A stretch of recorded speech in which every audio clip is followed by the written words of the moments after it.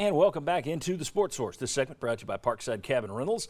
If you are looking for a getaway spot in the Great Smoky Mountains where you can either enjoy the sights or safely seclude yourself from our crazy world, visit ParksideCabinRentals.com. You can see all of their cabin layouts, and they have dozens of them. You can see all their options. They are tried and true. Parkside Cabin Rentals. The Ogle family's been dealing in East Tennessee hospitality since the Great Smoky Mountain Park opened its gates. Parkside Cabin Rentals. Okay, another thing that was clear from the meeting last week was the fact that SEC athletic directors did not want to add extra SEC games. We had talked about going SEC only with a 10-game schedule, 9-game schedule. Big Ten is going to do that. They're going to expand and add an extra game. It sounds like the SEC still will not, even in desperate times, they won't go past 8 games. So they are looking at the possibility of playing 8 games and possibly 1 non-conference game, possibly 2 non-conference games. The question is, which non-conference games do you do? And there's been some movement. Some people have said, well, you play 4 rivalry games with the ACC anyway, Kentucky, Louisville, Georgia, Georgia Tech, and so on. Others have pointed to the fact, well, you've got several games against the Big 12, Tennessee, Oklahoma. And then finally, there's been a push. What if the ACC matches up with SEC East teams and SEC West teams match up with Big 12? It's this big free-for-all. Vince, I know you wrote something about this week. Everybody's picking their sides. I like ACC. I like Big 12. I'll start with you. Where are you on these conference schedule plans? Well, I laid one out for the Big 12. It works out clean because if the Big 12 is looking to add a non-conference games, 10 teams, 9 conference games, if they want to get to 10 with their +1, after you remove the 4 teams that have those in-state rivals for against ACC teams, that leaves 10 other SEC teams you'd have to get that +1 to. So 10 and 10.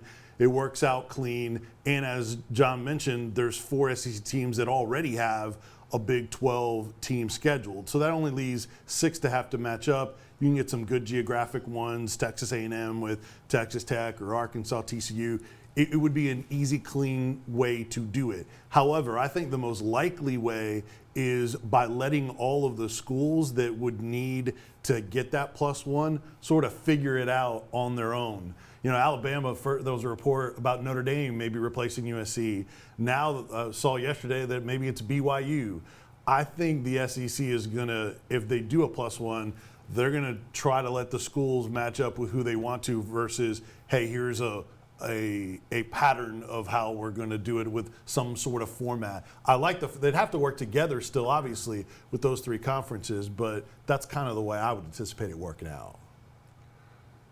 You know, the college football games are scheduled like 10 years in advance, and so this is so fascinating to watch them scramble. I was reading an article in The Athletic about James Madison scrambling to get a game with Stony Point or Hawaii hooking up with, you know, somebody you never heard of. Hawaii, I hadn't thought about that. Yeah, they had a number of games. So it's interesting, and some of these games that have, like Western Michigan was going to play somebody, and no, can't do that. That's already out. So I don't know what, I don't have a solution for it. Well, it's going to be very tough for those FCS schools because you're seeing more and more FCS conferences say we're out. Yep. Right. So those conferences that want to continue to play, good luck finding someone from outside the conference to do it. Josh, your thoughts on this? I still think they're crazy. They just refuse to play a 9th SEC game. Obviously, I stupidly asked last week, could this lead to better scheduling? No. Even in desperate times, they're not going to play 9 SEC games. It's remarkable. Your thoughts on, should they just keep it in-house with all conference, or do you like the idea of trying to get 1 or 2 non-conference games? Well, I'm with you on the keep it in-house, and this could be a way to expand the conference scheduling in the future. And I just think we're not going to get what we want. Too. I think it's a great solution, but that doesn't seem to be the route they want to go. I think it's just going to continue down complicated roads. And of course, we're having this conversation assuming the conferences will work together. What if at some point they decide not to? Because at one point last week, the Big Ten decided, you know what we're going to do? We're going to announce conference only, and it caught the other conferences off guard. So what if one of these 3 conferences, the ACC, SEC, or Big 12, make the same kind of decision? That throws everything off again. Yeah, which the Power 5 schools did come together to put out kind of a minimum standards that we'll talk about next. But even that's minimum standards. You can still have differences within the conference. So it's possible if you're going to do this, the SEC and Big 12, if you're going to keep the Tennessee-Oklahoma game, they have to agree on when the tests are done, how they're done, etc. There are a lot of, if it sounds like, oh, well, just play the Big 12 and the ACC, I like that. That sounds good. It sounds easier than it is.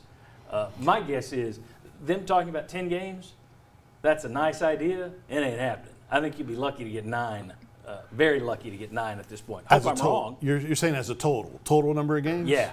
Okay. I don't see them getting. For this show, I'll be happy if they get me 6.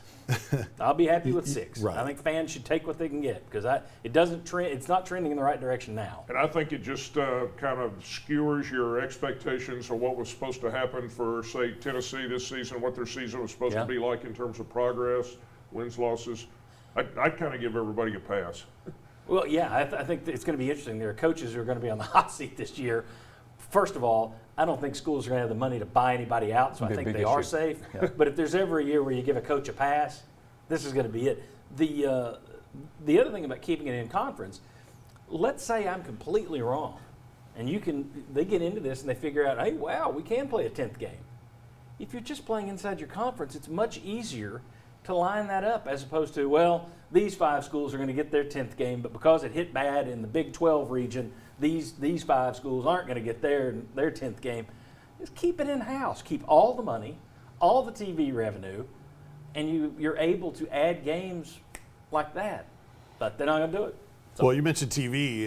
TV is going to be involved in this, and I'm sure already is, because of the inventory. They're going to lose in not having a complete 12 or more than 12-week schedule they typically do. So, and anyone looking for scheduling solutions outside of the Power 5, not happening.